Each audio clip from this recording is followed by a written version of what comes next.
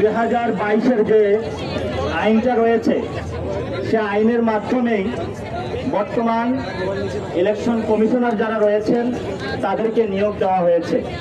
আমরা জাতীয় নাগরিক পার্টির পক্ষ থেকে বলতে চাই, যাদেরকে নিয়োগ দেওয়া হয়েছে এবং এই ইলেকশন কমিশনের গত 3টি ইলেকশনে যারা ভোট ডাকাতি করেছিল, কর্মকর্তা কর্মচারী এই ক্রিয়াকলাপের সাথে অনেকেই জড়িত ছিল।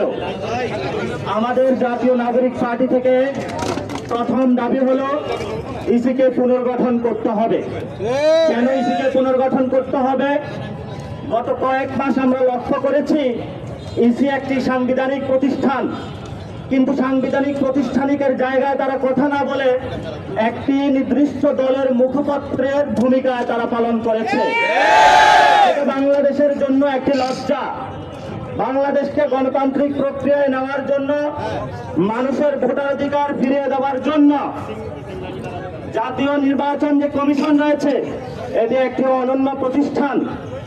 এই প্রতিষ্ঠানকে যদি আমরা ঠিক করতে না পারি, ভবিষ্যতে বাংলাদেশে কোনো সুষ্ঠু ইলেকশন হবে বলে আমরা আশা করি না। এই জন্য সুষ্ঠু ইলেকশনের জন্য, গণতান্ত্রিক প্রক্রিয়ায় বাংলাদেশকে ফিরিয়ে নেবার জন্য ইলেকশন কমিশনকে অবশ্যই পুনর্গঠন করতে হবে।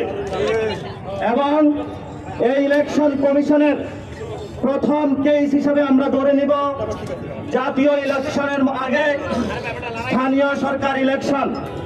যদি স্থানীয় সরকার ইলেকশন তারা সুন্দরভাবে সক্ষমতার পরিচয় দিয়ে আয়োজন করতে পারবে, তাহলে আমরা মনে করব এই ইসির ফিটনেস রয়েছে জাতীয় সংসদ নির্বাচনের জন্য।